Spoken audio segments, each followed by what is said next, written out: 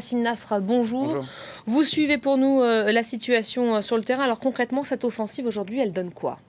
Aujourd'hui, on sait qu'ils ont avancé, donc les forces irakiennes et les forces de Peshmerga, du côté est et depuis le sud, depuis la base de Kayara. Si vous pouvez la voir sur une carte, on va voir quels sont les axes d'avancée depuis quelques jours.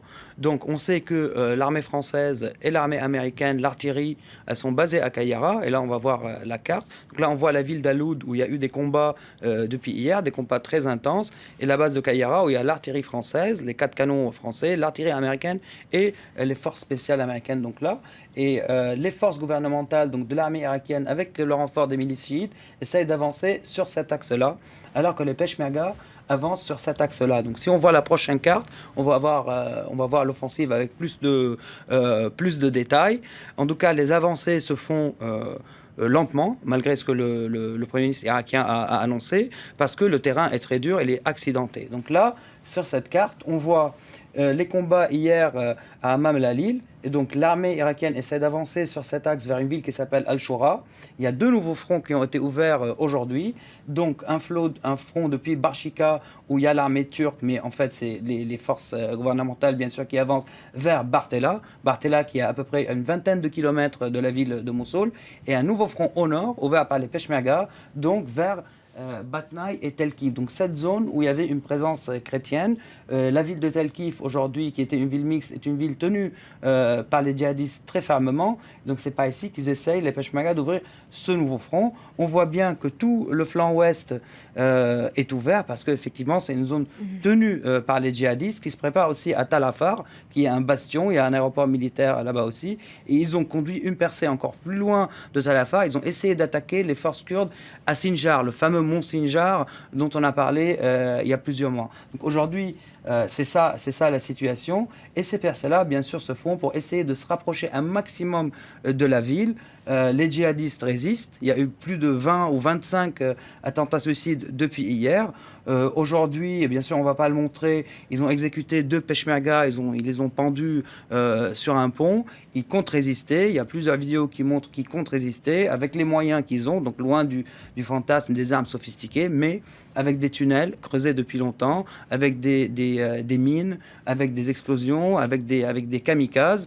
Et ce qui fait que l'avancée est très dure pour les forces gouvernementales depuis le sud, parce que le terrain est accidenté. Plus facile pour les Peshmerga et pour ce nouveau front de bataille, parce que c'est des zones ouvertes et des villages. Mais on est loin encore du combat urbain pour la ville de Mossoul. Alors ça contredit les propos évidemment du Premier ministre irakien qui dit que ces hommes avancent très vite, plus vite que prévu. Notre envoyé spécial qui se trouve avec précisément les forces irakiennes sur le front Est, on l'avait tout à l'heure sur cette antenne, Jonathan Walsh, il nous disait... Effectivement, on avance assez rapidement, en tout cas là où je me trouve. Et a priori, dans 2 jours, on pourrait espérer une entrée à l'intérieur de la ville de Mossoul. Et là, Wassim, ce serait une autre paire de manches. Là, ce serait une autre paire de manches. Là, ça serait du combat urbain. Mais effectivement, à l'est, ça avance plus rapidement, comme j'ai dit, que depuis le sud. Parce que c'est des plaines et des zones ouvertes et des villages donc désertés par leurs habitants. Donc ça avance, mais il y a une résistance. Mais d'ici à dire que, en tout cas, une fois arrivé à Mossoul, ça serait vraiment une autre paire de manches, parce qu'il y a 1 million d'habitants à Mossoul, c'est du combat urbain, et on sait que dans les précédentes villes comme Fallujah, Ramadi, Tikrit, Beji, le prix était la destruction complète des villes et l'exode des populations. Donc aujourd'hui, c'est ça l'enjeu, et c'est ce qu'a précisé en tout cas le président français. C'est l'enjeu aujourd'hui, c'est qu'est-ce qui va se passer une fois ces forces vont arriver à Mossoul, ou vont resserrer les taux autour de Mossoul. C'est l'objet de cette réunion qui a lieu en ce moment à Paris, au Quai d'Orsay. François Hollande qui a dit tout à l'heure, le risque aussi, c'est la fuite probable des membres de l'organisation État islamique. Certains dirigeants auraient déjà quitté la ville. Bah écoutez, il est encore un peu aussi prématuré de parler de désertion de la ville, parce que militairement parlant, il n'y a rien qui les contraint aujourd'hui à quitter la ville, parce qu'on est encore loin, encore une fois, du combat urbain.